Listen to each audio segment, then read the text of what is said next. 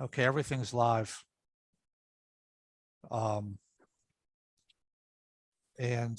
you may notice I changed the way I show these reports. So I have committee of the whole, and I have it divided into different segments. So this is the public works portion of that first.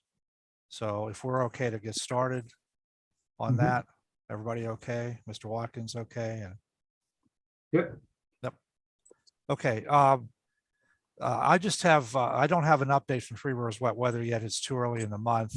Usually they give me a monthly update, but I do have a discussion I added to the engineer report under the sewer consent order work based on the letter I sent you earlier in the week. I may have sent it to you last week now I think about it. No, I think it was Monday from Glenn Engineering and Bob Ziskow, who answered some questions. We can get to that later. So I don't have anything else to report, but we can talk a little bit about that other stuff under the engineer's report.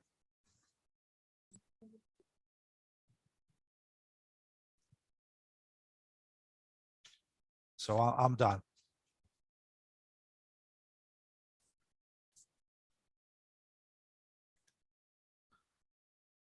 Mr. Watkins, should we start the Yes. engineer's report?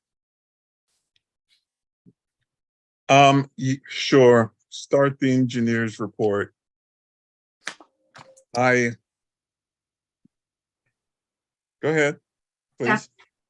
I have a few items. The first one is the MS4 detention pond.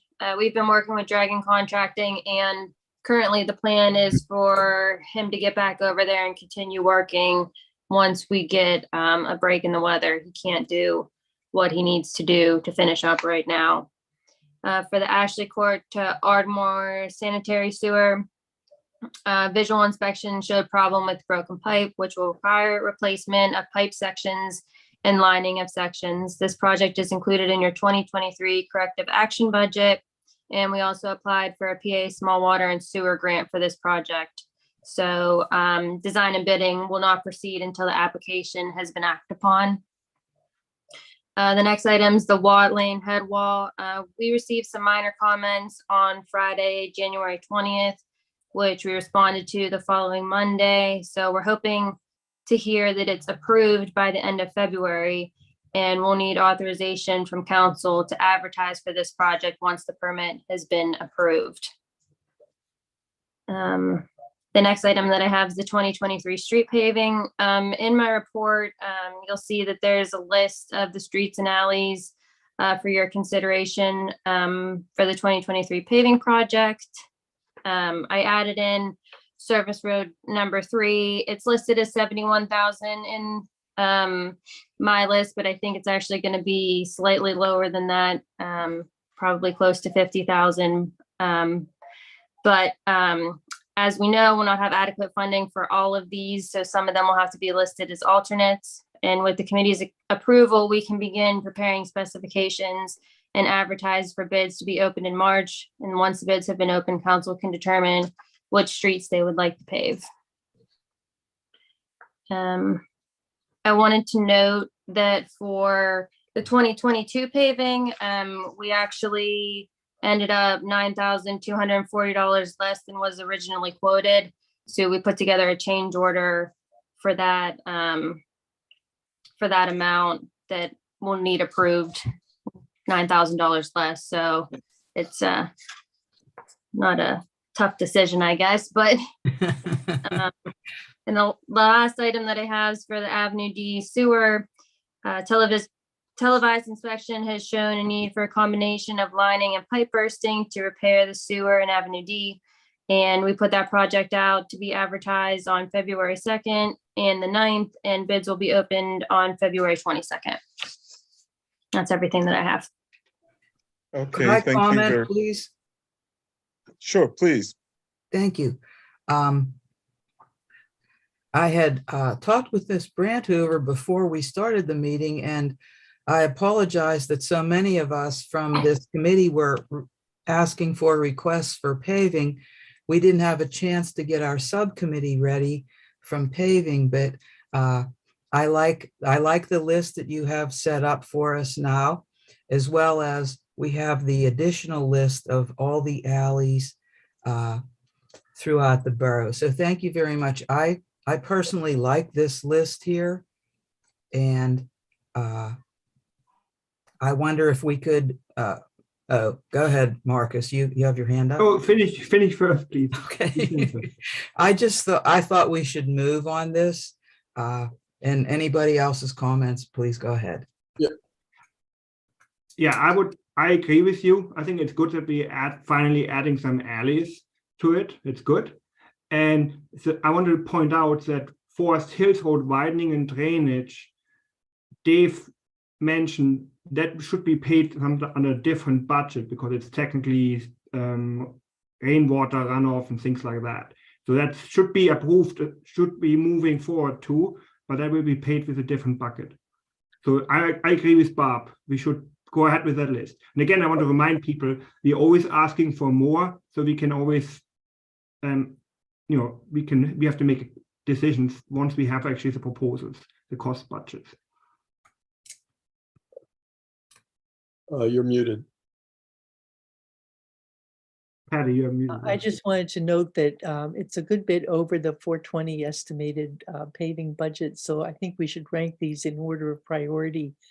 Yeah, but we don't need to do that now. We will just wait until we get the real numbers. They're just estimates. Okay. It could be up or down, you're right. But at the time, we don't need to do anything yet. That number could go lower or could go higher. And then we have to decide what we want to do. The widening and drainage would come out of this consent decree budget, I believe. Yes, exactly. I have two questions. Well, actually comments. First, I think before we move ahead with those roads, I've driven on some other roads that seem to be a little bit worse shape than the ones that are listed. Why they were overlooked, I don't know, but it would be nice for us to get our subcommittee at least talking about that before we make any final decision on moving ahead. That's the first one. I don't know if you want to comment on that. I'm open to it. Do we lose anything if we wait another month to actually, if we would do it in a March business meeting to finalize our list and authorize for bidding? Laura, The earlier in the year that you bid, the better the prices are, but March is not unreasonable. okay. Yeah, that's what I was gonna say. I mean, we could look at it in the next couple of weeks too. So Yes. So basically our plan should be to finalize that at the next, or you think we can do it before the business meeting? yeah, I mean, Okay. it's up to Cecil, but I think if we can, between all the three of us, take a look around and But then you need to have plan engineering to do the estimate as well. If you add a new road, you need a dollar amount. right, if we identify other streets that might be in worse shape, but if we don't, then we can stick with the list we have. Okay. Yeah, as soon as you come up with any other streets, just let us know, I'll send someone out. Okay, I have two things. Is it okay? Yes, please. Go Um, ahead. First, if you wait until March, just so you know, the meeting is a little bit later in the month than it normally is. So I just want to mention that, but it sounds to me like you want to have a list, at least to start with this list on the February 15th agenda to authorize the engineer to go ahead and prepare specifications and advertise. Is that correct? Yes. Yes. Okay. Second thing is Forest Hills Road widening and drainage. You could take that a corrective actions to stormwater. Just so you know, though, I don't believe we budgeted for that in corrective actions. So you're going to need to make some adjustments to that budget. If that's the case, you might need to make some. It just depends on how the fees come in and all that. But I just want to point that out to you. And I guess what you would do, though, is also include that on this list, correct? You want to include that on the list on the 15th, though, to have it at least get the. Yes. It should be bid out. Yeah. We need the Okay, so costing. my question is, Laura, would all the same companies who are going to do the paving also be the ones who would be doing the widening and drainage at Forest Hills Road, or would that be somebody else? We could use the same people. So that would be all under one bid spec and one bid opening and all that, correct? No, Yes. we'd have it as a separate bid opening. We'd have it as Oh. a separate bid opening. Oh. You may have some of the same bidders, but Okay. not necessarily all of the same. You may have some on the Forest Hills Road project that you don't have on paving, but you may have some pavers on the Forest Hills Okay, project. But I would bid them So- separately. so that would need to be two separate motions, in other words.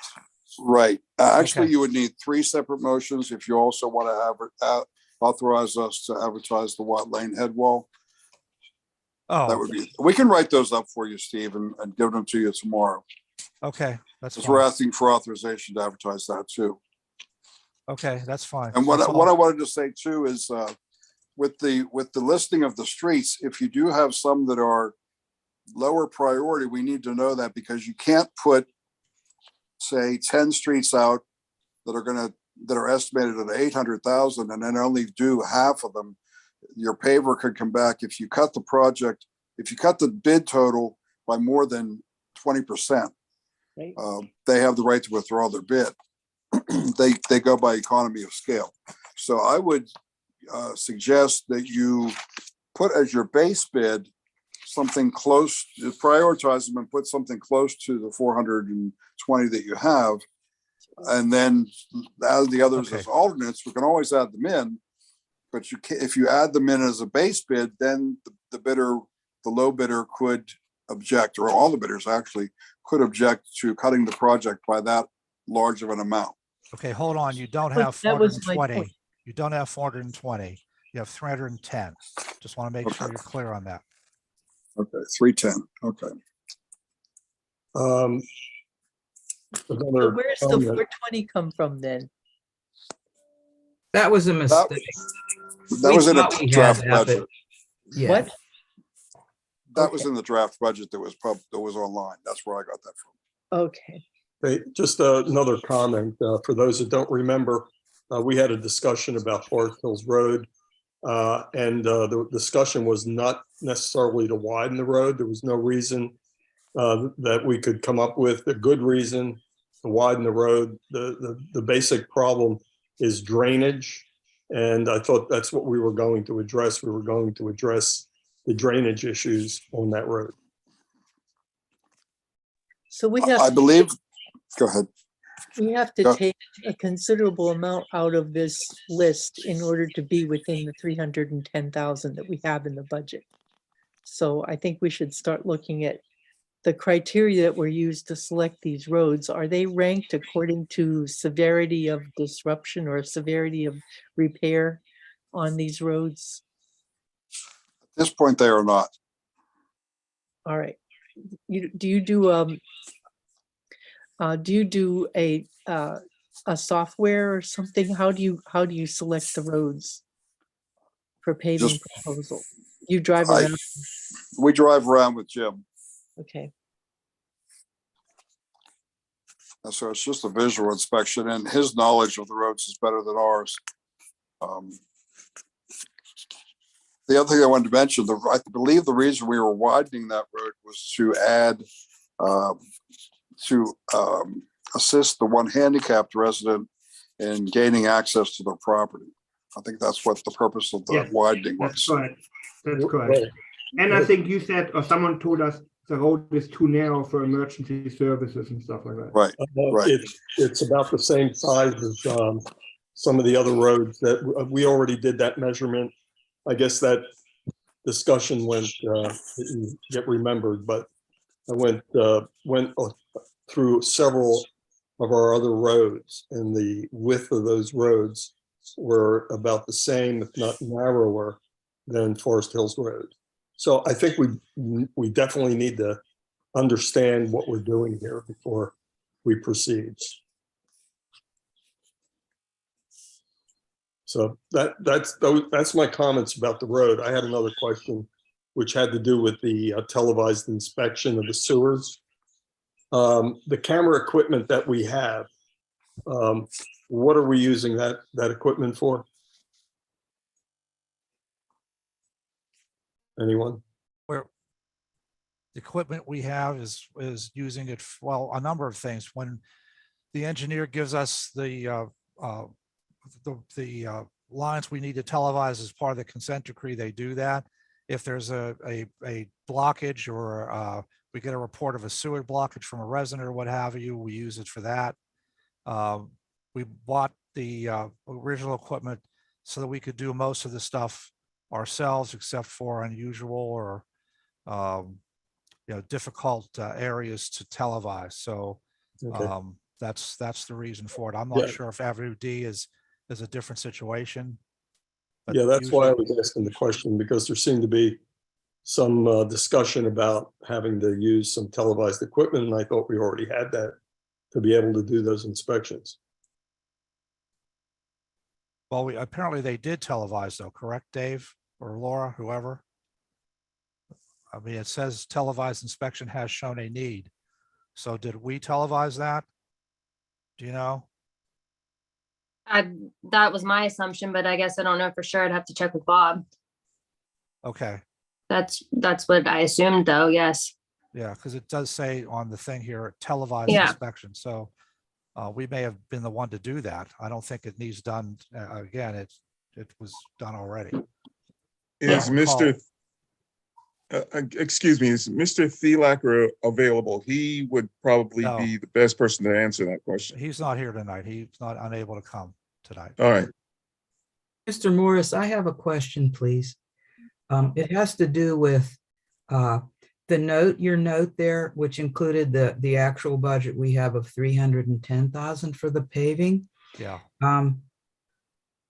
Okay, so did we make payments for our paving last year? Are we all done? Because it looks here that we didn't complete payments. Or The last payments we have right now to make, and then we're going to carry over. I'd estimated carry over about $10,000 for this year from last year. Then we're going to carry over about 12 or 15 after we make these final payments. What's okay, that number 372 in your note? I'm sorry. You have like if you read your note, it says the budget includes 310, but then it says- The total paving budget is 372,000, which includes everything, which includes, wait a minute.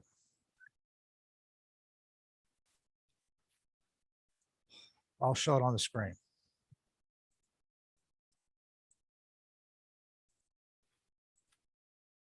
It includes all these things here: engineer expense, contractor, curbs and storm inlets, crack sealing, hot patch, and anything miscellaneous. That's the 372,100. So I I wanted to see. explain, you have more than 310,000 there. The total budget is 372. Okay, but this is how much 310 right here is how much you have for the contractor right now that we anticipate. Okay. So back to the list. I'm confused now what we are actually to do. I'm sorry, what now? We need to I'm take, confused. What, we need to designate 2 or 3 of these streets down to alternate.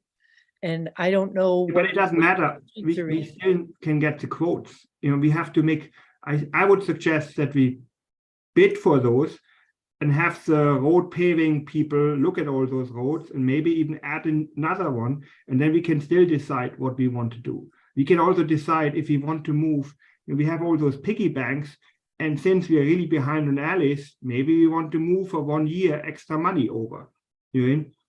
It doesn't mean we Well, that would can, take a motion. Because I. yeah, of course. I'm concerned that, this is a list that includes a lot of projects that are not going to fit in the budget. Yeah, that but we we're not have. doing anything yet. We're just bidding it. You know? But as he said, the bids may be invalidated if we reduce the scope of the project considerably by, $100,000. That's a big jump from, the projected project cost. If we're planning to have 310 in contracts, give or take a little, and we bid 480, the contractors may not consider that a valid bid request. So we have to at least designate some of them as alternates. well, why don't we consider Clover Alley and Glen Alley as alternates this time? And then let me ask this, So then if the bids come back okay, we're not penalized, right? And we could add those, one of those in or both? Yep. Does that seem reasonable with the paving committee? Or anyone else, since we're on kind of a cow meeting here? Cecil, I believe you're muted. That sounds reasonable. If we can move 2 alleys to alternates, we wouldn't be penalized because we've only got 20%. Yes. We can only cut 20% from the total project. And if they're alternates, that's not a part of the fixed price that we have that 20% margin. I agree with that approach. So Clover Alley and Glen Alley, we will make them as alternates. Okay, and that takes 121,000 out of the total bid. So that would be, if they listed as alternates, that would be okay. We Everyone need to good with that? consider anything else, or are we okay? Who has their calculators on? Me. Okay, thank you, We're Patty. still gonna be over, we'll be at 365,610. So we'll still need to take another 65 or 70,000 out. Well, how about Berkeley Avenue? That's close. I thought that one of the utility companies was going to do a lot of work up there. And that was one of the reasons why we haven't paved it. Have they started that process? Or are they going to dig up the middle of the road and have to redo the whole road? It was my understanding that the gas company was going to do some work there, but I haven't heard anything from them lately as to what their schedule is. Then can I ask the question, if we had Berkeley as an alternate and then the gas company was coming to do work, would they then pay to repave the road and then we could choose another one and make it an alternate? I'm just trying to figure out how this all works. When the gas company works on a road, they contribute towards the paving. The reason that they will only generally replace gas lines on roads that we have on our list when they want a cost share. And what they do is we calculate, both I and the gas company would calculate the cost of paving over their excavated area. And that is what they will reimburse the borough for. So say they dig up 1/3 of the road, they would pay 1/3 of the cost of repaving it. They would reimburse the borough for that. That's what they did last year on Woodside, I believe. Yeah, Woodside. Yes. I thought that we passed a new ordinance that said that if any utility dug up the road, that they would pay from curb to curb to. That's correct. But what the gas company told us before, when we said, no, okay, we've taken that street off the list, they said, well, then we're not going to do the gas line, because the only reason we were doing the gas line was to share in the cost. And if you're going to take it off off your paving list, we're not going to do the gas line. They've done that to us. Both here twice in Forest Hills and once in North Versailles over the same issue. They clearly came back and said, when we tried that, they said, well, you're just trying to get a free street paved, and we're not going to even do the line. The only reason we were doing the line was because you were doing the paving. They did that on Cascade, I believe, or maybe that was the water authority. But we send out the list to the Gas and Water Authority in January. We send a tentative list, and then they look at their lines and decide what they may want to do to cooperate in the project. But if we told them we're not doing Berkeley, then they may just cancel the project altogether and not do Berkeley. Mr. Morris, is the participation from the gas company factored in the total cost of doing Berkeley? No. No? No. So then, What about the service road number 3, Avenue L to Avenue F? What is the condition of that road? What is that? That road is horrible. Yeah. Yeah, it's pretty Not bad. only, it's so bad. What I was thinking, if we want to keep Berkeley on, then could we move also Roxbury and Hawthorne, Don? That would take us about 56,000. Would that be close enough, Patty? I'll give me 2 secs. All right. No, I think we are already good with the 377. 80%. Yeah, of you're it. within 20%, I believe. Yeah, Okay. Then I think we're we're fine. okay. So I think we should just stick to what we just discussed, Clover and Okay, if you Ken. take out the 2 alleys, you're at 348,500. Yeah, we're fine. And then 20% from that would be less than 310. So we're good. Okay. Because Laura had also mentioned that service road 3 would be closer to 50,000 maybe. So that is But that's what we don't know. That's why we have alternates, and that's why we have to see. So, and each contractor is different too. They look at each road separately, and we have to see. What would excuse me, but what would the cost of Barclay be with the utility company participation? 40,000, I guess. Yeah. I mean, we don't know, but it's a 2/3. They may or may Mhm. not do it, they may or Yes. may not do it. We don't have control over it. I've never done the calculation. They've never given me a plan on how far the line up Berkeley was going to go. If it went the whole length, it's possible it could be about a third, but sometimes they go outside the paving in certain areas to avoid, disrupting the asphalt. So I haven't seen a plan from them as to what they plan to do. So it's been impossible to give an actual number of what their participation would be at this point. Okay. So we're good now with that? We're good. If just moving the 2 alleys to alternates keeps us within that safe range, It then does. I'd say we just move ahead. Yeah. It does. So Steve, did you get that? Sorry? Are you good with that plan? Like what? Yes, do? yeah, sure. You're Good. gonna Uh, put the 2 alleys as an alternate. Yes, that's fine. And you're leaving Berkeley, Yes, which is really not that bad a shape. but we can always Yes. decide later. Or maybe you can still go out and, I don't know, it's really late in the game. So I wish next year we should start it much, much earlier, I think, looking at the roads. Yeah, well, I mean, I took a look at Berkeley, and it's really not that bad of shape.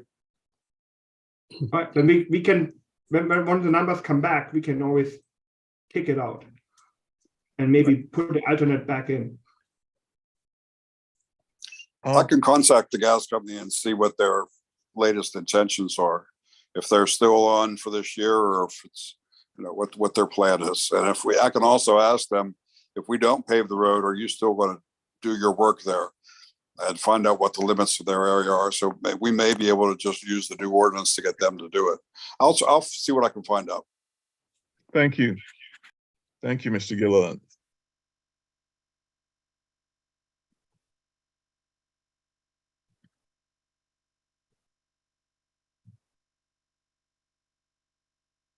So I guess we move on to the foreman's Well- report, and yes, Uh, Mr. Does Morris. anybody want to talk about the sewer information that I put on there? Yes, Because people had asked me to definitely- get some information from Glenn and Bob Ziscow about those 3 questions that I have on the list, which I know, again, I'm pointing to my other screen and you can't tell what I'm pointing to, but in any Yeah. case, I just want to make sure you, I do want an answer to those questions. I'm concerned that the consent decree, is going to have some additional work required when we really could have just passed an ordinance. And I know that there are some complications with adopting an ordinance that requires lateral inspections upon transfer of property. But I want to understand what we need to be doing to comply with the requirements of our consent decree, because failure to comply has some fairly onerous costs attached to it. And I was under the impression that we were all well in compliance, and so I was a little confused about this. So I think Bob mentioned calling into your next meeting. I don't know, is it the 7th? Your next committee Yeah. meeting, your Yeah. 10th?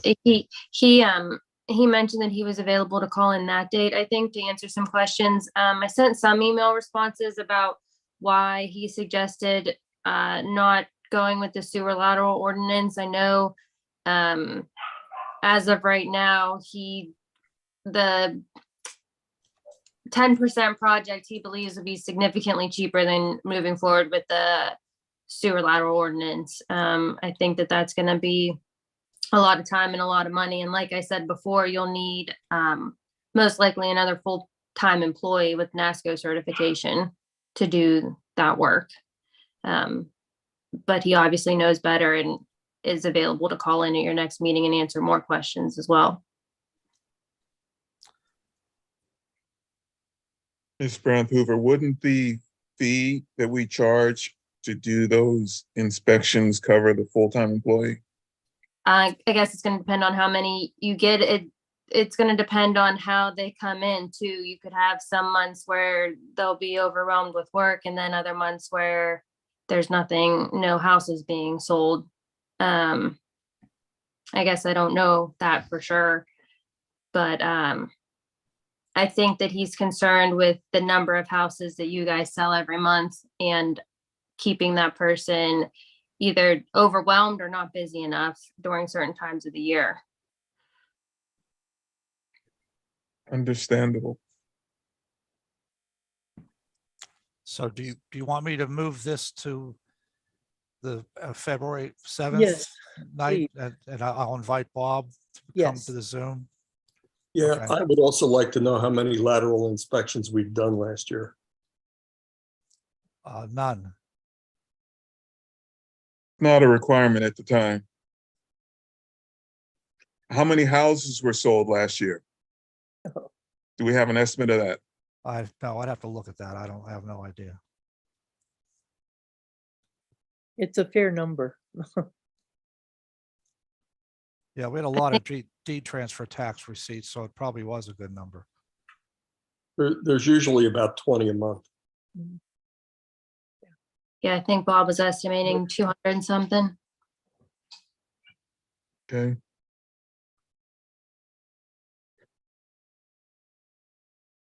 Okay, that's what I'll do. I'll put him on the agenda for the 7th. Also, I note, you might want to ask Bob to prepare to tell us the results of the trunk sewer repairs on our obligations or contribution to the sewer flow. Because I understand that we have completed those repairs and that we might be able to get credit for that as part of the flow reduction if we can document what was achieved there. Mm-hmm. Yeah, that's what he was saying. Yeah, in that email. If you could kindly, give us the data that backs up that generalization in that paragraph, I would appreciate that. Okay.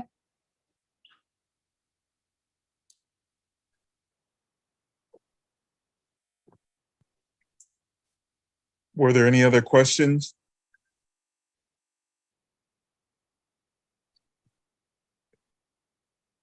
If not,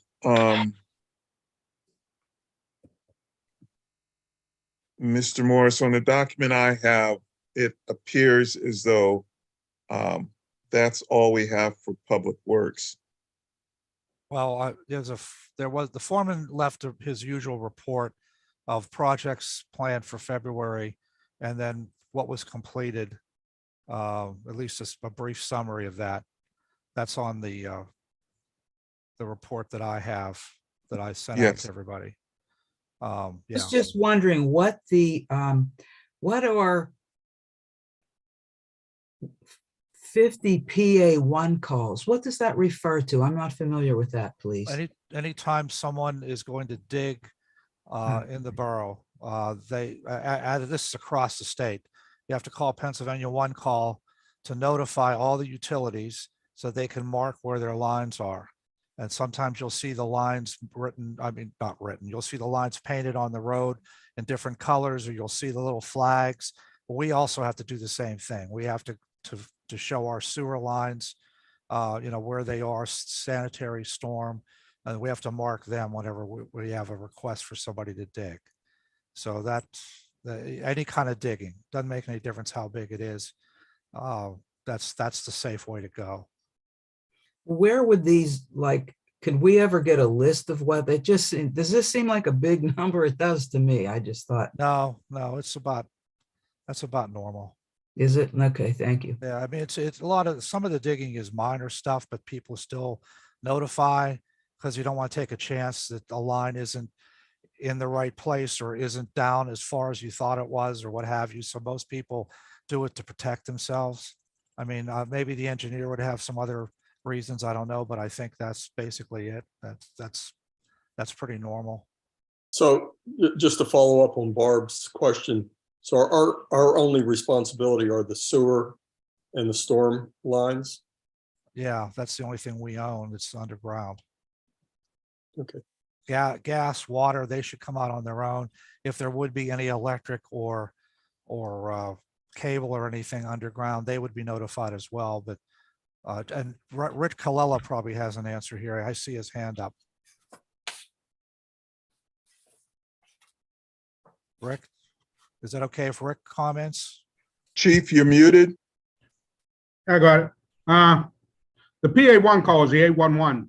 If anybody, a contractor or a resident is digging anywhere in their property, they're mainly a contractor, but residents are encouraged to do it also.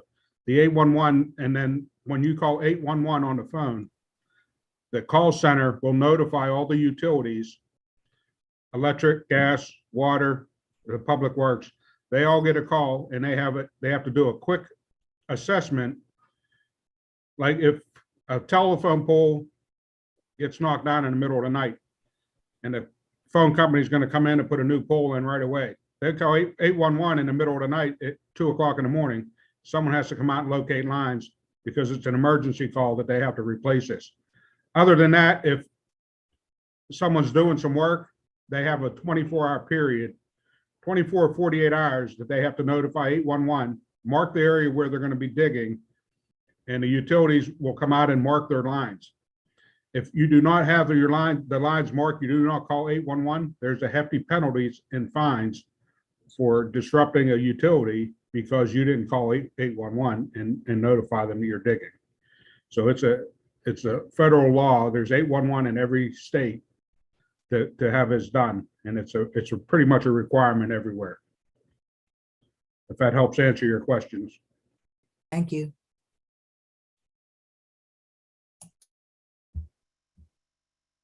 Okay, Mr. Morris, next on my form, I have disposition of the issue to continue on next month's then agenda, move to committee of the whole, etc. Yeah, I don't have anything that needs moved necessarily unless you wanted something to be moved. No, there's nothing to be moved. So Okay. we'll go to the committee business report, which states that we received proposals from engineers. We received 11 proposals. We talked about that with Angelo. We are coming up with more or less a rubric or a way to grade each of these proposals. And we should have something by the end of the week. And can I add to that? Go ahead, Marcus. We will actually share that matrix with, like, the form with the council members. Every council member has those proposals. They can look at it and then they can pick their top 3 companies. Those top 3 companies will go to you and Annette. And then the 3 top companies we will invite for a 10-minute briefing at the business meeting. Yeah, just let me add that Cecil and I spoke earlier today, and the matrix that I'm working on, Mr. Morris had already done like 80% of the work, and I'm just adding a couple of columns here and there, and I'll share that out with Mr. Watkins tomorrow, and we'll have a little talk about it, and then we'll send it out to everyone. It would be helpful if we have it as soon as possible. I've already been through the proposals once and I did a matrix of my own. just on paper, because I didn't know you were doing one. So it would be helpful. I don't have a lot of time on Monday. So the sooner I could have your matrix, I would Hang on, appreciate we it. have a whole, we said we will have until, we have some emails everyone got. We will have until Thursday next week. And then we will invite those companies on Friday. So they need a little bit of lead time that they know they should show up on Wednesday. So we, as council members, we have to submit our 3 top choices by Thursday to Cecil and Annette. And then Annette will invite the top 3 companies to attend our business meeting. I would suggest that everyone sends the entire sheet in and let Annette determine what the top scores are. So that way, we have all the papers in. Yep. And then after the business meeting, as we always do, we have an executive session. That's where we actually have time to talk about those 3 presentations. So if everything goes smoothly, we may have a company after the business meeting. Marcus, I'm sorry, Mr. Biaggi, are you suggesting that people drop off the papers or put them in the mail or email them? I would just email them. Okay. All right. So end of Thursday next week, we should email those forms to Annette, and then she can invite the companies on Friday. If anyone would like, I can send out the preliminary matrix that Mr. Morris was nice enough to put together. So at least you'll have the preliminary view estimate of what we're working on. And if you have other things that you'd like to add to that matrix, this would be the time to do it. So I will forward that to everyone tonight. Is that okay with you, Mr. Morris? Oh, sure. Yeah. I would just again caution that it needs to be the same matrix that everyone works on. Yes, I agree with you. But before anyone adds anything or subtracts anything, it all needs to be the same. We are compiling this matrix. If we get some good ideas of some other things that need to be in there, we can add that to the matrix that we're putting together. And just be sure that everything is tied directly to a request in the bid. Exactly. Exactly. Thing that is not in the bid request. Very important to be careful about.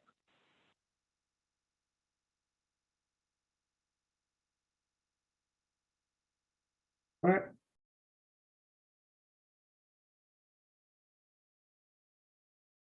I think that's it for public safety, or That's all we have for public works. public works here, sorry. Okay, Borough Property is up next, and if you're okay, Ms. Martin. Yes, Mr. Morris, go ahead, please. Just a couple of quick items. Senior Center, we're getting several requests to show the building. I've been there a few times. Ms. Martin is also doing it, and I think this weekend they're going to be sharing it again, showing it again as well. Nothing concrete though yet on any. We haven't received anything as far as a proposal to buy, so we don't know where they stand. But several different realtors have contacted us. Iron Mountain, we're still continuing to go through code boxes and sending additional set for storage. We did send a big chunk already once, and we're going through a lot of the plans right now, which are all rolled up and a little bit difficult to deal with, but that's the bulk of what we're still doing, just so you know. 2 items under outstanding item I want to call to your attention. One is the bus accident. The Borough Insurance Company obviously will not cover the cost of that.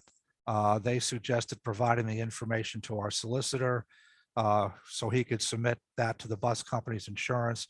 And Ann Hockenberry did do that. She has forwarded the information to Mr. Corbel. That's the last we've done anything with that. And finally, the Centennial Clock, we have put in the deposit, and they did send us plans. The crew is reviewing it to make sure. We can't really do much of anything until the weather improves, because we have to pour the base But just so you know, a couple of things related to that. That we're going to run lines into the building toward the Public Works garage area. That's where the chime setup will be put in that activates the chime on the clock. That's how we're going to be doing it. The crew's aware of that. Lumicron or their contractor will be doing just about everything except for the base. We're going to be pouring that ourselves. So that's where things stand. It's progressing, and that is covered by that grant, which expires the end of June. We anticipate that right now we're still on track for having this done by June so far. So that's all I have to report unless you have a question for me. I just had a question on the Centennial Clock. Now, was that June of this year that it expires, the grant? Yeah. Yeah. Okay, Now, yeah. if Lumicron has a problem, I can always send a request for an extension before the end of March. They don't always grant them. I'd rather get it done. So Lumicron Yeah. knows we want to try to get it done. We already have asked for extensions on this grant a couple of times. Well, as long as it sounds like we're on it and we'll be getting this set up pretty soon. Yeah. Well, Okay, thank you. could I just ask a question as well? Did I hear you correctly? You said something about running the lines into the Public Works garage? Well, right. Well, at the building, at the garage that's at the municipal building. Oh, It's, okay. yeah. Not the Public Works garage. No, Okay. no, we're not putting the clock down there. Okay. We were, not by Dunkin' Donuts or anything like that. No, it's going to be up Greensburg Pike, right by the sign, the cement sign we have, where the two flagpoles are. It's going to be to the right of that along the sidewalk area. That Okay. was reviewed by Ms. Martin and Mr. Thielacker, and that's where they came up with the best location. So, Yeah, thank you. I just wanted to make sure I was hearing you right. okay. Okay, any other questions? Okay, well then let's move on to the engineer report, please. Right, I have two items. The first one is the blight remediation grant. On May 23rd, 2021, a $19,800 grant was approved to demolish 21 Marion Avenue. The grant expires June of this year. The address to be demolished cannot be changed. Right now, we'll just have to wait and see, I guess, what happens with that property. For the Westinghouse Lodge, the asbestos remediation and waterproofing projects have been completed. The basement doors and trench drain have been received, but installation has been delayed due to personnel issues with the contractor. I guess he has 4 employees and 2 of them are off for medical reasons and one's having a family issue. But he stated that work would be completed by the end of February. Marcus, you had your hand up, please. Yeah, I just would like to do a comment about the Westinghouse Lodge. Your council already authorized me to, or us, or Steve, to hire an architect to do the drawings and then do the work. And today we received a proposal from Timothy Checo, who was the lead architect on the borough building, but he moved companies. So he's now his own independent, or he works with a partner. So it has nothing to do with Huffman. So he proposed, I think it was like $5,000 or so just to do the drawings. And then he will come up with a plan and obviously proposal, like what to do, what work to do. And then obviously he will present to council.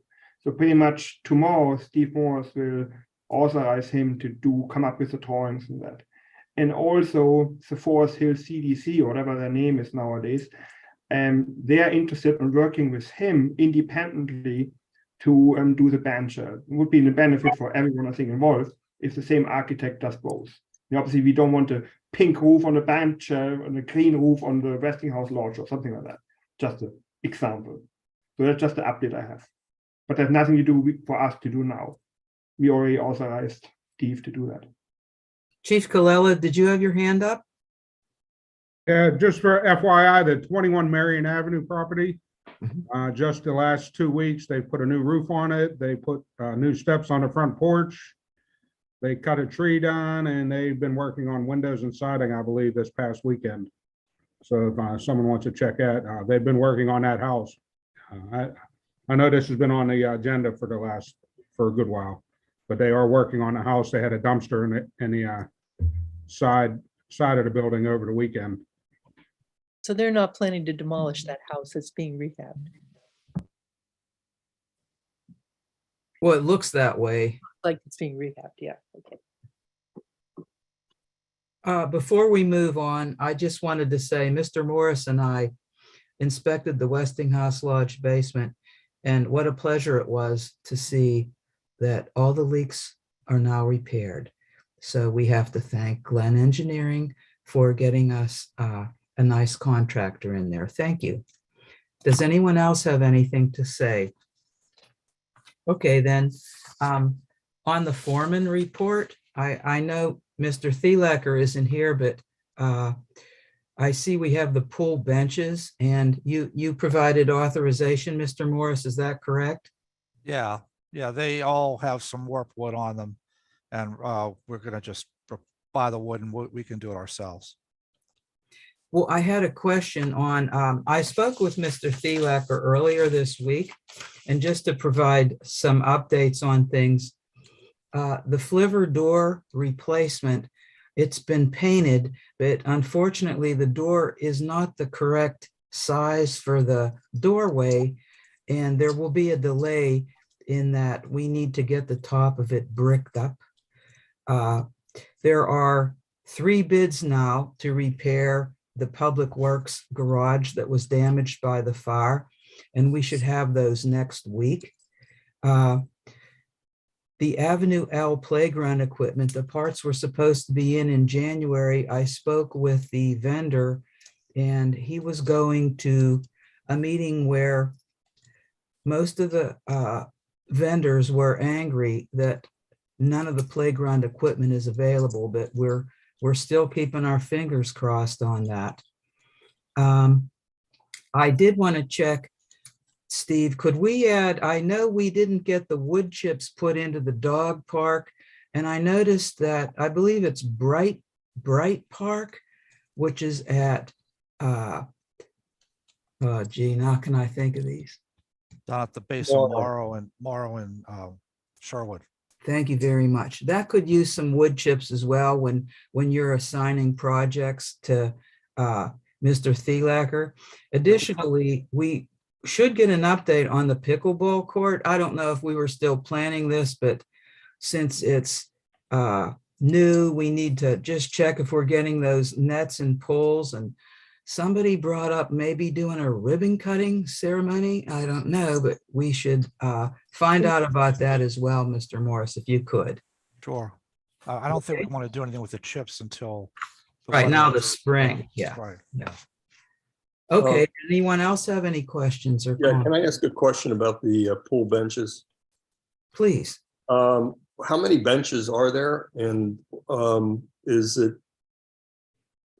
make sense to spend $1,000 on the wood to do that, or buy new benches? Well, they have those metal frames on them, so they're pretty sturdy. Yeah, You know, And I I think mean, if they're you like wanna- at least 10 maybe. yeah. No, it's as opposed to getting resin benches that aren't going to be subjected to problems with the weather. That's my We can, reason. we could stop if you want. They No, haven't done anything yet, so. I'm just asking the question if it made sense to get some other kind of material that would be more durable than having the wood out there. I don't know anything about it, but I have the feeling each wood bench has maybe like 6 different planks. We probably replace 1 or 2 on each bench. Yeah. So it would look kind of funny if we change the material. I don't know. No, I I'm think saying- it would be cheaper to replace the broken wooden ones and leave the remaining benches intact with their metal frames than to replace the entire benches with totally new material. Now, if you wanted to do this on a phased-in basis and replace 1 bench every year, or one or 2 every year, maybe, but I think they're just replacing the ones that are splintered. And Right. it won't be all of each bench. It will be portions of each bench. Right, I understand that. I'm just wondering how many benches we could buy for $1,000. Not 2, maybe. Mr. Morris, you might remember, what was the price we got when we last looked about memorial benches? It was high. Do you remember what it was? I don't, but that would have been the same. It would have been whatever we paid for the ones we put up at the municipal building. I can't recall that number. I'd just be guessing right now. It without wasn't a seeing it. small number, but I don't remember either. No, it wasn't. Okay. no. I think they're about $500 a bench. So Okay, that was my, I was looking at getting a memorial bench and I thought, I decided it was too much. yeah, I thought it was around 500, but I didn't want to say that and wreck anybody else's memory. Yeah, I think it's about $500. Maybe we should Okay, just thanks. stick Yeah. with the wood planks for right now, and we can try to work better replacement in later. Does anyone else Yeah, have any They're comments? about $400 a piece. Playground benches. Okay. Anybody else? Okay. Then we're going to move on to the committee business report. And first up, that is the farmers market. The farmers market in Forest Hills plans to open this year on Friday, May 19th. Now that the Westinghouse Lodge parking lot will be their home base for some time, I hope, I'd like to propose some alternatives to the temporary use of the horses and tape for parking control, that they were necessary in the previous location at the Presbyterian Church. That was used sort of as a park and ride for people that use bus service. So that isn't the case now, but perhaps having a sign on that light pole indicating that the farmers market is held Fridays from May to October and no parking, I don't know, after 2 p.m. or something. We can get the verbiage later. And I don't know if a yellow line painted would be helpful or not, but it would just be a lot better looking than that tape that's being hung there and horses. So does anyone have any thoughts on this? I agree, it would be a good idea. Sounds good to me. Okay, any nays? I guess we're going forward with it then. I mean, it saves the farmers market people, I think they had to send out some person to actually do it every Thursday night, just having a sign and maybe like some dotted yellow line or whatever. Do not park behind the yellow line Friday afternoon from May to October, whatever, something simple. Okay, well then, if there's nothing else on this, I want to move on to the summer hires for the pool. Has everyone had a chance to take a look at the 2023 pool staff for the Forest Hills?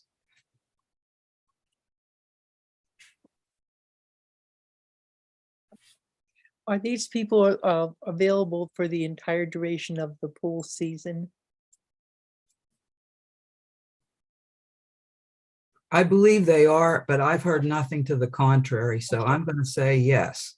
Okay, I believe it's part of the application process. If they have like, they obviously take vacation, maybe a week or so, but I think it's part of that's why I think you have the differentiation between full-time and part-time. Part-timers are probably less committed. okay, thank you. I have no objection to any of these.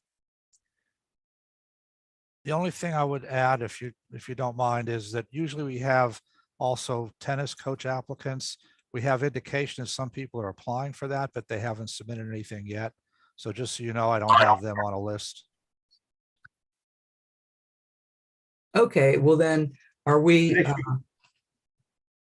Mr. Erberdinger? I have an update on the rec director, like, council approved that we can finalize the contract, which we did, and we executed it. I believe it was on Tuesday. His first official day is February 27th, because he's going traveling the week before. However, he agreed to work with us. I think he already participated in meetings with Steve, and I think he will probably meet with Angelo to talk about software transition. So he agreed to have some, if he wants to really hit the ground running, so he will do actually meetings before his official starting date. He and I are actually meeting next week, just so you know. Perfect. And I think Angelo, you should probably meet with him too to talk about software, because you know probably best about rental, Cindy's duties and stuff. Right. Oh, I mean, not actually, we're meeting the week after next, not next week. Right. Never mind. Yeah, okay. Well, then, it's not necessary that we wait until he's hired to approve the pool staff, is it? No, No, Okay, so then is this something we put on for the business meeting that this, I guess there's no objections? yeah, No, I Mr. usually Morris. put that list on there. And the only issue would be if anybody's relative or whatever is on the list, you would recuse yourself for voting on that person. You could vote on the other ones, which is, you know. I will actually, yeah, I'm on a list. Frank's 2 kids are on a list. And then actually we have one of police officer's son, which doesn't really matter, but just very interesting. So.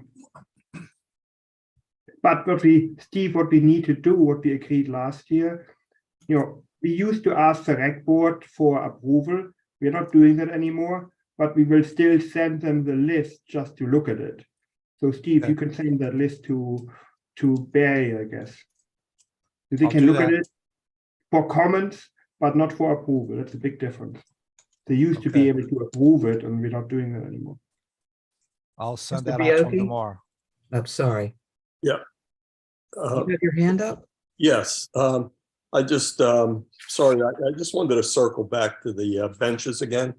I just wanted to make sure you understood what I was suggesting. I was suggesting it would be more cost effective to purchase 2 new benches with $1,000 and use the wood, if you needed to, from the old benches to temporarily repair the remaining ones, and then next year buy 2 more and so forth until they were all replaced, rather than, winding up spending money each year on repairing old benches. Eventually you would have new benches. Well, So now, that's- how many benches are we replacing? Does anyone know, Mr. We're not Moore? replacing them. I think there are about 10, 12 benches at the pool. And I think they're just replacing individual boards, which are bad. One bench. Yeah, I didn't mean the whole benches, but we're replacing. So even if we did 2, so there wouldn't be enough, would there be enough wood from those 2 to fix the other remaining 6? Is that correct? I don't know. Yeah, I mean, it would depend on how many are damaged, I suppose. But and I'd what have- we maybe could do, we could maybe purchase, like the metal structure is good. Maybe just have fiber boards instead of, if you're in, I think the structure is good. We just need to replace the boards. Yes, I don't know. I mean, maybe you can get composite boards that would Instead look of good wood. as well. I'm not sure. Well, could we we check look the- into that, actually, Mr. Morris? I'll check with Jimmy on this. All right. Yeah, before we approve it, then let's just take a look. and- Well, I wasn't going to give it to you to approve. I approved it, but that's, I can check this and we could find some of the cost effective way. You don't have to go back to council. Yes. I mean, unless you want to, but that's why you hired a manager. So, Yes. I don't think council needs to be, you know what council feels like, what we're going to do, and you just decide what you want to do. Maybe I used the wrong word. Sorry about that, Mr. Morris. no, that's okay. I'm just Okay. saying, you don't have to, Yeah, we don't have to do anything about it. Yeah. You just, know what council would like, but Right. you decide. yeah. Okay, anybody else? Okay, well then that ends borough property. Thank you. Okay, public safety is up and I'm okay. If you're okay, Mr. Bioki. Yes, please. I just wanted to report that some of you may have seen this. I don't think everybody got a copy, but that we've been talking about the Yoast wall and PennDOT's responsibility. There was also an issue that had come up at a previous meeting about concern over the curbs that were in the area on Ardmore Boulevard where there was paving and not having a sufficient curb reveal. So I sent 2 letters to PennDOT, one asking them to review the Yost wall and do something about that. I'm just summarizing. There was more to it than that. And then I also asked them, complained about the curb reveal in certain areas, and they're forwarding it to those people at PennDOT who are handling that. We haven't got anything back yet, but just so you know, I did copy Mr. Baoki and and President Erbaldinger, and I think Mr. Watkins got a copy of those. Just so you know, they went out, and we got a preliminary response that they're being forwarded to the appropriate people at PennDOT. That's all I have, unless you have a question for me. No. Next item is the EMS report, and that is attached to the agenda for everyone to review. If there's no questions, I'd like to move on to the chief's report. The police chief has provided a report. Chief Colella is present, so if you have anything to report, the floor is yours. All right, you want me to go or Chief Williams to go first? I don't believe Chief is on. Yeah, they're I'm both- here. Chief is on. You snuck in on me. Okay. Yes. Okay. I only had a couple things to mention. I just wanted to mention that we completed our testing. We have 2 candidates that are eligible to be hired. We've moved through the written and the physical agility. They both passed those tests. I have to have the other chiefs come in to do the oral interviews. I am currently working on the backgrounds. I have them going and scheduled for psychologicals and health medical screenings as well. So I'll have this process done as quickly as I can so I can provide you with names, and hopefully I can get these to the Civil Service Commission to get the list certified so that we can move forward if you choose to with the 2 candidates that I do have. That's the only thing I have for you tonight. Okay, thank you. Chief Colella. All right, thanks. Good evening, everyone. I didn't have my reports done yet. I still have about a half a dozen to do. We had 38 calls in the month of January. You should have all received our end of year report and our December reports earlier in the month. We finished those up and got those forwarded to you. So I hope you enjoyed that reading. I'm working on getting some pricing as in the capital improvement budget as doors and windows and painting of the building. So I'm working on getting quotes on those projects that I could forward up to council to move forward on those projects when I have all the paperwork together. If you've seen the Millville fire just the other day with the solar panels, I'm going to request from the code enforcement folks. I'm going to get some work with them and get some information on the residents who have solar panels installed in their homes. That's a unique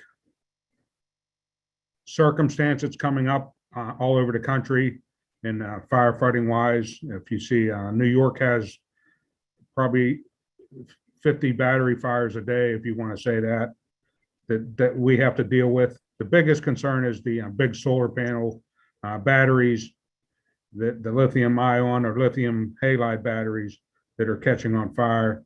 And there's no real good way to extinguish those.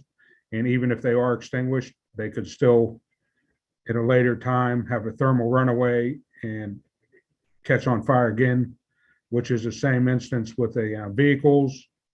Even if a vehicle's in an accident, electric vehicle with the batteries, they can also, since the batteries are damaged, we advise the tow operator to keep the vehicles outside, because if the battery was damaged or compromised in any way, that could catch on fire at any time.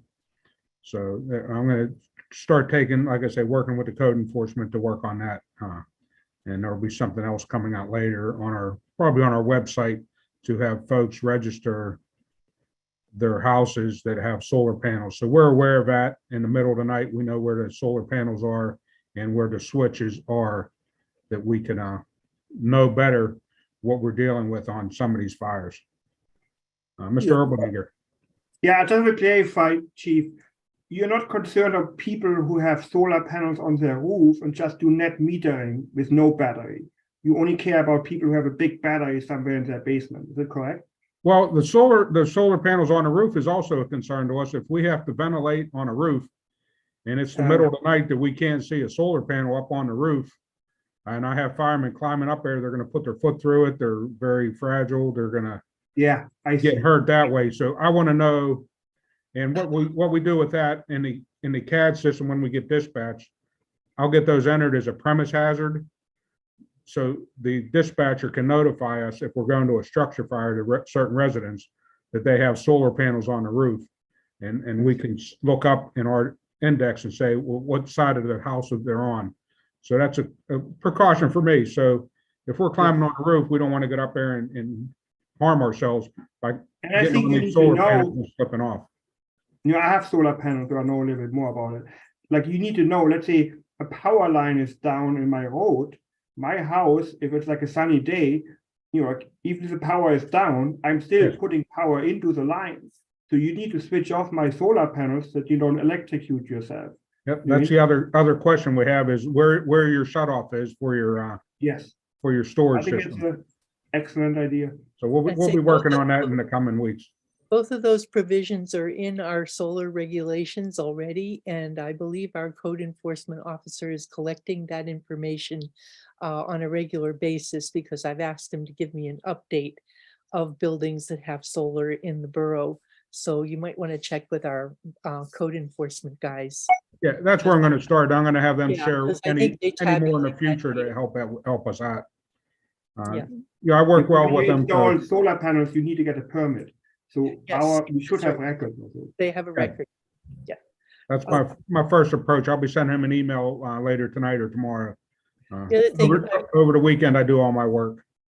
I'd like to just comment that we are looking at putting solar on a number of the buildings down on the fire station, the public works garage and the storage area.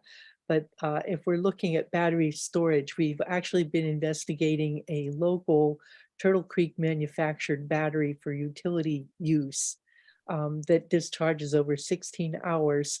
It's a zinc boron battery with an aqueous electrolyte, so it is not subject to the explosion hazard of the lithium batteries. It is completely safe and it has no toxic fumes or any potential for blowing up like the lithium batteries do. It isn't designed for vehicles. It's only designed for like buildings or utility scale applications. So we're looking into that one at this time. Yes, Yeah. that's the EOS battery EOS, factory down there. Exactly. I've been down to their plant and I've toured that a few times Yeah. on my day-to-day job. And I've talked to their engineers and all their folks down there, their environmental people. Yep.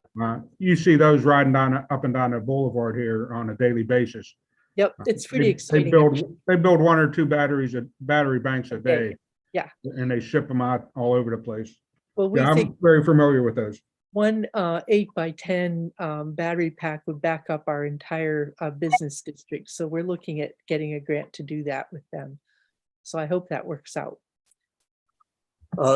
Chief. I have one more question. Okay. Shouldn't you keep track of electric vehicles as well? Let's say I have a structure fire in my house and I have a bad electric car in my garage. You wouldn't know that. Shouldn't you know where people park electric cars, like which houses have electric cars? I'm not sure. Might be useful for you. Yeah, that's also useful to us and helpful. I'm more concerned right now about is the bigger storage batteries. That's what we had an issue with. No, I mean, like a cars nowadays has like 80, 100 kilowatts. So they have pretty big batteries nowadays too. And we're waiting for we have a couple emails out to some manufacturers to do us an electric vehicle class. Yes. And that's always precautions of where you can cut, where you can't cut, and what you can do with the electric vehicles. Because they have little shut-off switches, I think, underneath the passenger seat or somewhere. I think there is something. Yeah. Yeah, they're all different. Chief, Yes, sir. a question along that same line. I know it sounds, I mean, you do need that information on the solar storage. But there's also a situation, are you tracking places that store flammable materials or explosive materials? Because that would be just as harmful. In the borough here, with mostly our residential, but the commercial buildings that would have a large quantity of the hazardous materials. And again, I deal with this on my real job, Monday through Friday. They're required to report to Allegheny, the Pennsylvania Department of Labor and Industry, where in turn, Allegheny County, we get a report, and the local municipality gets a report to the fire department. It's a tier 2 report, which says what chemicals they're storing, how much, what the quantities are. And some facilities need a planning, and some facilities don't. In Allegheny County, we have 760 or 860 some facilities that have hazardous or extremely hazardous chemicals. And 300 of those I have to do plans for. So I'm familiar in the borough what we have and what we don't have on that level of what we're keeping track of. Okay, thank you. I have one question for you, Chief. Do you think that we should also add to that survey the type of battery someone has? I know probably right now 95% is going to be the explosive kind, but it could be that some people have other kinds of batteries, and it'd be good to know that before you go in to put out a fire. Yes, that'll be part of the survey, and it's pretty much, I'll leave a blank, and they can tell us what type of batteries they have. I was on the phone yesterday with the manufacturer, the ones over in Millville, and I've been to numerous classes, and I was actually on the phone with one of the instructors of one of the classes who has the cutting edge technology and who's been very proactive on batteries, and having that knowledge behind that I can call these folks in the middle of the day, or he actually called me when he saw it and giving me advice on what to do. So yeah, that is a good fact that we want to know what kind of batteries, what type, where they're stored at, and sometimes how many. We need to know how many. The other day there was 10 batteries, 9 of them burned up. Each battery had about 300, from what we could see, I think there was about 300 AA size batteries in one battery cell of these ones the other day. And disposal is another issue with that. I'm working on a project at work for disposal of these types of batteries if they do catch on fire, to safely dispose of them. Okay, any other questions? Another comment we wanted to make, just so council's aware and see what actions you want to take. Last week, we had a call for a welfare checkup on Pacific Avenue on the 500 block between Marion and Lenox. We took the engine up. We needed a ladder. We had to have a resident move their car so we could get our ladder racked on. And where their car was parked, since there's cars parked on both sides of the road up there, it's very narrow. My driver had to stay in the truck. He couldn't even get out of the truck because of the cars are parked bumper to bumper up there. We might want to see if Borough wants to the council would like to take a ride up there and observe that. And if you want, I said, bring one of our trucks up and show you what we're talking about, we can. The one side of the road would recommend is the high side, the even side, folks have driveways that they could park off the road and not have parking on that side of the street, which if you're going from Marion to Lenox would be the left-hand side. It's hard, like I say, hard to get a vehicle up in there and operate if we would have a fire on any of those houses up in that area. What was that road again? Pacific Avenue. Pacific. Between Marion and Lenox Avenue. Right. Okay. Thank you. I would be happy to join you on ties like that. Yeah, I believe last year there was a question about considering making Pacific one-way and parking on just on one side of the street. So maybe we need to revisit that. Yeah, you did change the bottom section from the alley to Lenox Avenue on the left-hand side to no parking. Because even if we do get a truck in there, there's no way to swing the truck to get out at the bottom of the hill when there's vehicles parked on both sides. Yeah, actually, I just drove, maybe last week it was, Summer Avenue at the portion where it's one-way street. You have parking on both sides. And I wonder if a fire truck can get through there. Like, you have to do I think it's Decker 2 or whatever. You have to do a turn and then That stop. goes from Lenox or Decatur into Atlantic Avenue is one way, Yeah, which I is think that's bound. pretty tight. We allow parking on both sides too. Yes, I wonder how a truck can get through there. there's a little bit more room on that street. When we had the fire on Decatur, Mhm. I drove one of the trucks up there and North Braddock came behind me with their Okay. truck. And there's a little more room on that street than the others. Okay. Well, okay, thank you. But in the interest of time, I want to move on to committee business report. And the reason why I think there'll be some of those questions that'll be answered in the next section here. Mr. Morris has already mentioned the requests that were submitted to PennDOT on the traffic study and the wall and as well as the curbing. So we're just going to wait for a response from them. If we don't hear from them in the next 2 weeks, I would like to contact them to see if we can speed them up a little bit. Next item I have is requests that were several requests were submitted to McMahon. One is on the speed limit traffic study and on the speed limit sign placement. I spoke to a representative today. They are getting some information to Mr. Morris. Either they were supposed to either get it today or he will have it sometime before tomorrow at close of business. And that would include the speed limit sign placement on Ardmore Boulevard.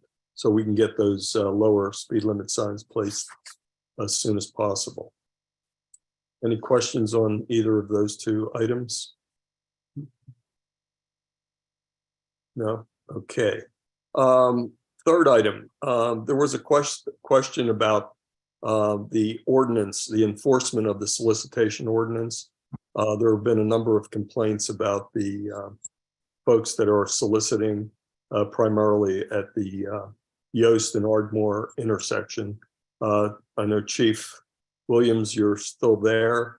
If you'd like to comment on that, I would like you to give us maybe a little update on what's going on there. Okay, based on the ordinance that's dated 2008, my suggestion was to talk to the solicitor about whether or not we could still use that as an enforceable ordinance. So I was going to have a conversation with him about that before we try to do any enforcement on that end. The people on Ardmore are generally, from what I can tell, and I've sat there and watched them, they're really not being aggressive with people. They're just standing there. Sometimes they'll walk out and collect some money should somebody ask them to come over.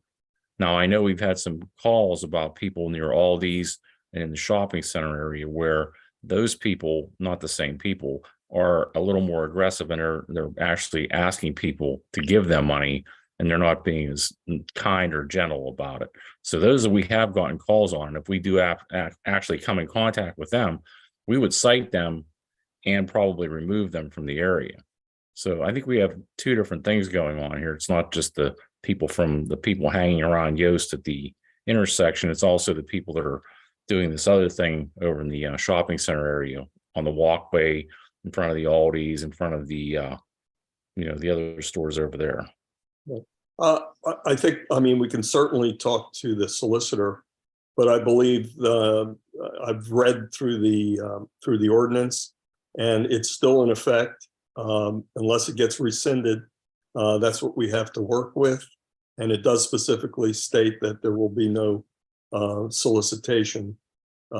There's a couple of sections there that talk about that. So, but again, wouldn't hurt to talk to the solicitor But I think what we have is still enforceable since it's on our books. Ms. Martin? Thank you, Mr. Bioki. I have talked to several residents with complaints about this. One specifically, a husband was very upset because one of the people panhandling actually jumped on the roof of the car for some reason, and that's really getting aggressive. I really wish we could look into this more. A lot of people were saying comments to me like, we don't understand how Forest Hills is putting up with this. I do believe it could cause a safety hazard, and I'd appreciate it if we could have it enforced more. Thank you. I had a person follow me out of the bank when I went into the bank. I had made a deposit, not a withdrawal, but they were quite aggressive in asking for a handout and accompanied me all the way to my car. I was a little concerned, and I try to avoid going there after dark now because it's a little intimidating. Okay. Well, maybe the chief and I can continue this discussion offline and see if there's some reasonable things that we could do that might be able to mitigate some of these problems. That sound okay? Based on some of those stories, I'd say there's a little more enforcement needed, Yeah. immediately. Yeah. Okay. Thank you. Any other questions? Okay. Next item, playground equipment safety review. I just throw that up there because just wanted to say that I know we have some equipment that needs to be repaired, and it's blocked off right now, but there might need to be some further not signage, but maybe actually taking the equipment down if it's a safety issue. I believe that's the park. Help me, Barb, on this one. Is that Avenue L? Yes, Avenue L is the park that we've been waiting for this playground equipment for some time. I did take a ride by there. The part of it's not the entire playground equipment, but there is a large portion. It's sort of wrapped with like an orange material. But given that kids sometimes climb up on that stuff, I would suggest that as soon as we could have that piece removed, since supposedly the new equipment should be delivered soon. I know it wouldn't be installed when it's cold, but maybe we should prepare for that as soon as we can. And moving forward, we'll have a discussion with the new rec director about playground equipment, just to make sure that we're following guidelines on safety as well. Thank you. Update on the school bus stop sign installations. They have been going very well. I think we got slowed down now because of the weather. But if you are driving around the borough, you'll see quite a few new signs. They are placed in each direction, anywhere where the traffic may be coming toward an intersection where there is a school bus stop. I believe we still have some signs to install before we get to the end of our supply. So hopefully we will be able to get all those locations done as quickly as possible, and then reevaluate if we need some additional signs. Next item is speed feedback signs. Those were placed in our budget, at least a line item for purchasing some of these signs. And I just wanted to let you know that as part of the speed study, I spoke to McMahon again about possibly looking at when they're placing the speed limit signs on Ardmore Boulevard, to also give us an idea of where the appropriate place would be to put the feedback signs as well. Any questions thus far on any of that? I No. just wanted to make a statement, Mr. Bioki. I Yes. wanted to thank you and Mr. Burley for your work on getting the signs up for notifying people that there's school bus soon coming there. I see the signs everywhere now, so thank you for your effort. Good work. Thank you. Next item is other signs. Again, along with the speed feedback signs, there were other signs that I had discussed earlier about pedestrian crossing, watching for children and so forth. So again, I want to just alert everyone that we're going to be planning to purchase those, and again, working with some of our other advisors on the proper place to put these signs where they will do the most good. And the next item also kind of dovetails into that about traffic calming measures. I think, one of the things we're probably going to look at are speed humps. I know people have mixed emotions about those, but I think one good place to begin placing those would be approaches to parks where there are a lot of children going in and out of those parks. So just again, another measure to slow people down. Any questions on any of that? No. Okay. Finally, we have the deer feeding ordinance as requested by Ms. Martin. Ms. Martin, do you have anything you'd like to add to that? I had a question. It was unclear to me if the ordinance has been revised, or was it always, it looked like the last signature on that was from the previous council president. Is this new, Mr. Morris, or has that been in place for a while, the deer feeding ordinance? I was looking at the document you supplied. Yeah, I think it's 2020 is when they approved it. That was the Okay. last thing. Yeah, March of 2020, I about right. believe. So, About right. I mean, this particular ordinance is strictly on deer feeding. But I think when we were looking at the survey. results of our survey, there were some other things that we wanted to include in this ordinance. So I don't know if you wanted to discuss it now, or if you wanted to move this to, looking further into it and coming back next month on a proposal to update the ordinance. Why don't you, whatever was in the survey, I'm assuming it was talking about feeding things besides deer. I know we have to eliminate birds from the category. Is that what you're suggesting? Expanding the list of non-feeding? It's possible, yes, maybe feeding other animals. I think excluding bird feeders, but Yeah. Yeah. Well, if anybody has any thoughts on that, why don't we make bring it up next month with anyone's thoughts about altering the ordinance? Yeah, so is it your statement that this is the most current ordinance that's in effect, that all prior ordinances are rescinded or superseded by this one? So this is the most current this is our deer control ordinance as far as you know, is that right? Because this I really, believe so, yeah. yeah, this isn't going to really deal with the issue very well. Yeah. We can't,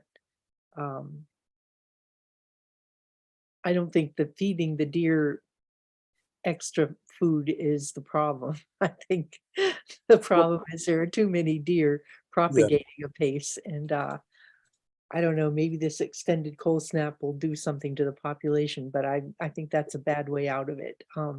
Well, I think it's just one piece of the, So this is given to us to look at so that we can propose amendments, additions, or revisions of same. Is right. that correct? And I Yeah. think this would probably be better under ops and policy. Okay, Just to give you a little background, this was not intended as a major effort to control the deer.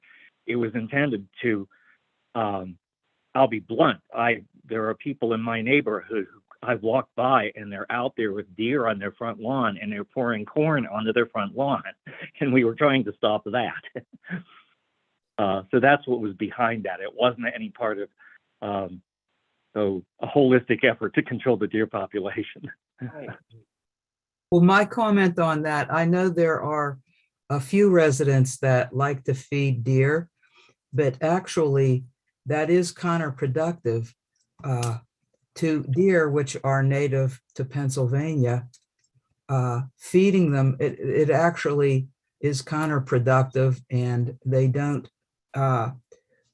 look for their normal sources of food.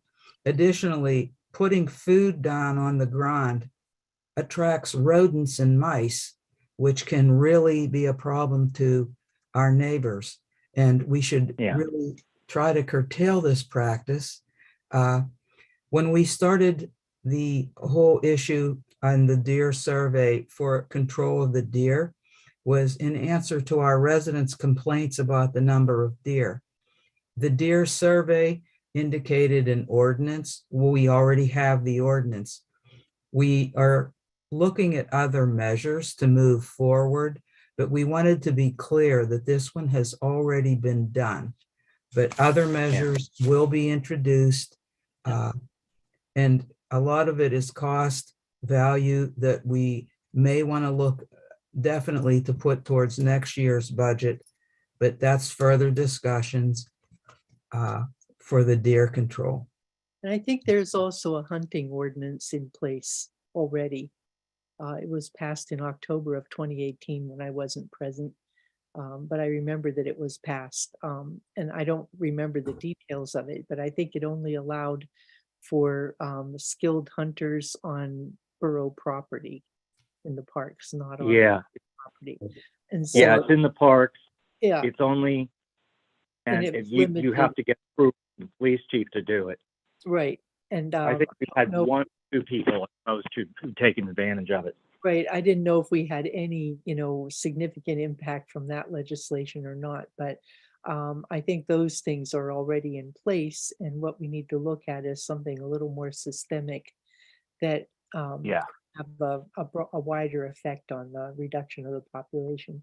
So Right. And, I and think, just to be clear that we stated that we would have a subgroup that was going to look at this information. And I think, and then present some, alternatives and some other. I'd like to be on suggestions that or- subgroup if you have one. I am a biologist by training anyway. Well- And I'd like to be on that group. And I know there's a group in Churchill that would like to meet on this subject as well. And look at a regional effort with Wilkins and Churchill and Braddock Hills on all sides. Ms. Right Martin, now, our subcommittee was myself, Mr. Bioki, and Ms. DeMarco. We have made contact with other areas. We're waiting on Churchill. They have a committee, and once they reconvene, we'll talk with them to get further information.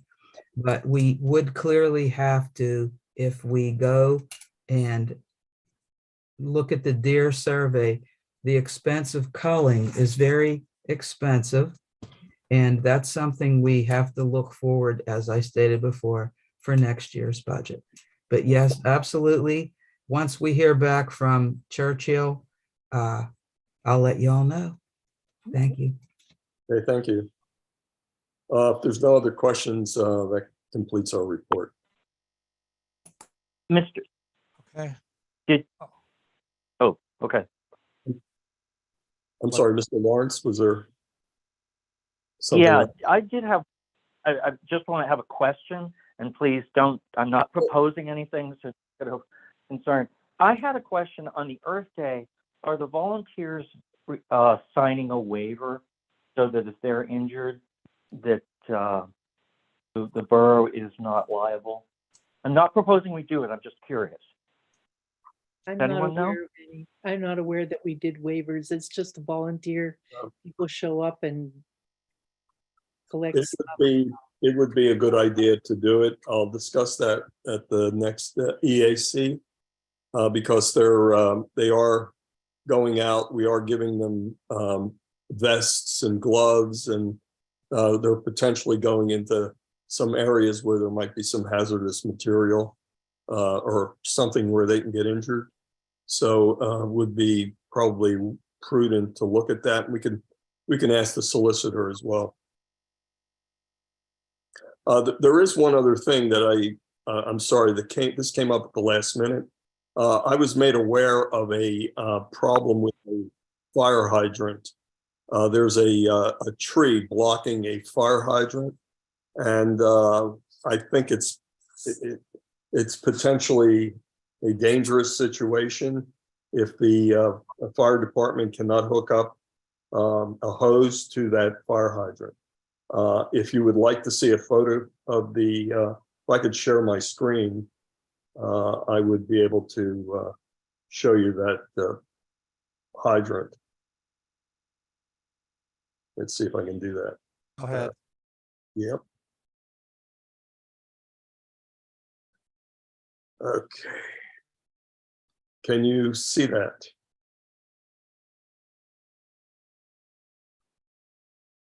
Is everybody able to see that? Yes. Yeah. So there's the Yes. trunk of the tree, and the bottom of the tree is grown up to where the fire hydrant is, and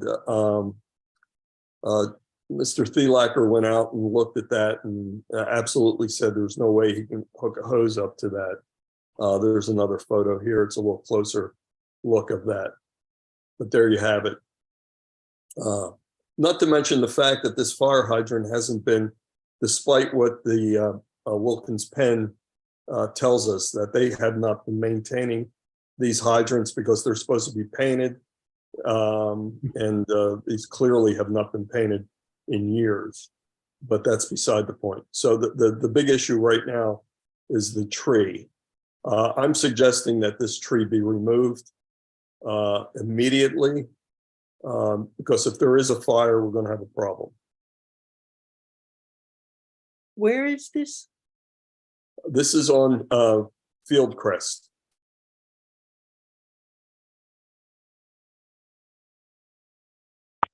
I agree. This is totally a safety hazard. I don't even know can the fire department even get a hose into this? No, they cannot. That's already been That it determined. can't. Yeah, this is really a hazard. We should remove that tree, I believe. What if there's a fire and we can't service it? Yeah, especially since it's now on record that we have the problem. And I looked at it, the root is quite large, and we're kind of wrapping around the fire hydrant. And the fire hydrant is only a couple feet from the trunk of the tree.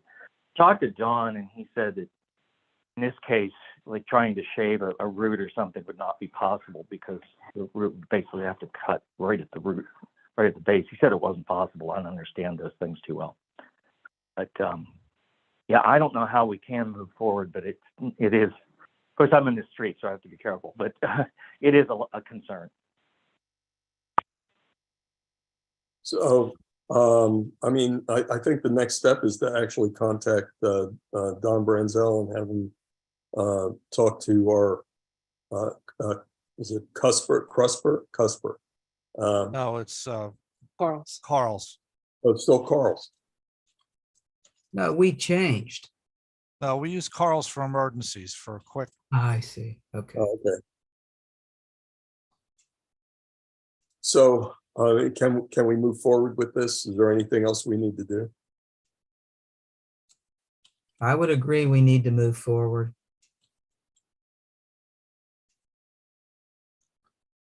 Can Mr. Morris proceed with that? Yeah, that's if no one is objecting, yes, you can go. Go ahead. I mean, that's one of the reasons why we have committee of the whole, because no one's objecting, basically, all 7 of us are okay with it. Okay, well, so what's our next step? Someone gonna, Don will Contact- be in again on Monday. I'll mention it to him. well, I don't think it could wait until Monday. If you want, I can give Don a call tomorrow, Oh, go ahead. Sure. if that's Fine. okay with you. Yes, yeah. Okay, I'll just tell him it needs to be removed. Okay, now I'm done my report. Okay. Ops and policy is up next. Are we okay to start, Mr. Lawrence? Yep, sure. Thanks. Some quick items from me. Just a reminder, if anyone's interested in attending the ALUM conference, contact Annette or Allison to register. The second item is committee vacancies. I gave you this list last month of all the vacancies we anticipate having on these committees. Right now, we only have 5 people who are interested, or at least have notified us that they're interested in serving. 3 of them are current members of the committees, and 2 are brand new. And that is going to contact some of the people whose terms are up, and I have them attached to the last page of your agenda. I'm not going to go over that other than just taking a look at that on your own. She's going to contact those who have not replied, because we do ask them, do you want to reapply? And usually they return a letter signed to us saying yes or no. We haven't heard from a number of them though, so she's contacting them. So it's possible that I'll have some additional names to give you, but if not, at least on the 15th, I would have these 5 people available for appointment to the committee shown. There are 2 members of the EAC who have resigned, by the way, that I mentioned here, and that means now we have a few extra slots to fill there as well. So if you have any knowledge of anyone interested, please encourage them to apply. And otherwise, I will have these names on the agenda for the 15th to approve. If anybody else comes before the committee meetings next Tuesday with an application for that, I will definitely make sure that you hear about that on Tuesday night. If anybody needs to see letters that were submitted by Ms. Harris, Mr. Smirker, I can give you those as well. Just let me know. I'll be happy to forward them to you as their application for those committees. Does anybody have any questions for me on that? Okay, just to update you on Savvy Citizen, we have a few more people who have joined Savvy Citizen over the last month. We're at 1541 now, and we were at 1519 before. We continue to encourage people to do that, and we have placed information in various places on this, on applying for this, and it's also in the Tree City Times. It will be in the next issue as well. The second item, the outstanding items, the last one is just for reference as a reminder. If you want to talk about them, we can. But Woodland Hills Department of Performing Arts, again, requests we place an ad in their program. Your policy is that it has to be reviewed by council. You can see the policy in front of you. We actually had a young resident who came and asked if we would do that, would put an ad in. We did the last couple years for around $80 to $100, I believe, and we usually try to put in something like Community Day coming up, or Arbor Day, or whatever might be the event that might be happening near then. But that's of course up to you again, and you can just decide here in committee. You don't have necessarily need to vote on it unless you want to, but I need to know whether you're interested. We've been doing this for a good while. Unless anyone has objections, let's just continue about the price rate that we've been doing the last several years. And I'd say, Mr. Morris, use your judgment. If it's the Earth Day thing, that's the closest thing, put that in. If there's something else coming sooner, that's fine too. But unless I like the Savvy Citizen thing. That's good. Yeah. Oh. I like that. That's an ad. idea. So I'm sorry, say that again, please. I like the ad you have on your screen. It looks nice. Yeah, I put that up. That's the proposed ad for the, Looks good. I like it. and it's promoting the Savvy Citizen as well. So. Yeah, I like it. Okay. Okay, that's all I You have go- unless you have something more for me. That's all I have. Okay.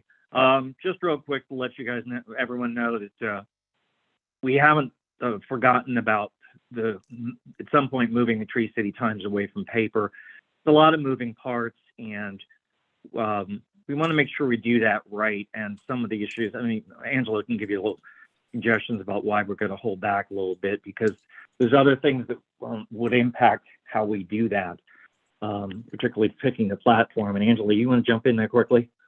Yeah, we're also looking at the moving to a different platform for the website, and they have some modules that would allow us to do a quarterly or weekly or monthly newsletter. So before we move ahead with some other program, I think it'd be beneficial for us to know, what our other options are. So, I mean, Yeah. we could certainly use something like MailChimp, Constant Contact. There are a lot of different ways to do this, but considering that we're looking at a variety of different software, that it may be worthwhile to wait a little bit longer and, just do it carefully and do it the right way. Yeah, once we make that decision, then this is going to be something that's going to need a lot of input from certainly everyone in the council and be far beyond that. So we want to do it very, very carefully because it's a big step. Committee business report, Mr. Marco, I believe you have Yes. something you want to talk. I did. I was going through all this stuff that I got behind on in October, and I encountered the report on the Soul Smart review that was done by, I believe, a class at Chatham. And they suggested a solar statement that basically ratifies what we've already put into our comprehensive plan and our climate plan. But if we adopt the draft solar statement in the format that I sent to you earlier, we can then receive a zoning review of our zoning ordinances by the Soul Smart organization and a certification of Soul Smart Ready. I think it would be helpful to have that done. And the certification would also list us on the Pennsylvania Solar Ready community list, which might be a benefit to people. And I'm thinking about this in part because the Inflation Reduction Act has a number of incentives for residential homeowners to add solar. And it would be helpful to review our zoning ordinances for any streamlining or any deficiencies that we may have in our ordinances. So I would like to go forward with this if you have no objection on the 15th. Anybody have anything to add here? No, I I have think no objection. So you need a vote, in other words, Mr. On Marco, the correct? 15th, we need to Yeah. vote on it, yeah. Okay. But the rationale is that I think it would also help to get the word out to our community. We can issue a notice, we've adopted this policy, we're having our zoning ordinances reviewed. These are the provisions that I have a whole page of incentives under especially the Inflation Reduction Act that are available to homeowners at various levels for installing solar under investment tax credits. And I think there may be more people interested if they knew about it. So, Okay, okay, sounds like that's going to move forward then. yeah, thank Vote you. on that. Okay. Does anybody have anything else for this committee? No. I hear dead silence, so it looks like it's the end of the evening again. Okay. All right, thanks a lot. Next meeting is on Tuesday. I'll have the Zoom information out to you in advance, so look for that. Good night, everyone.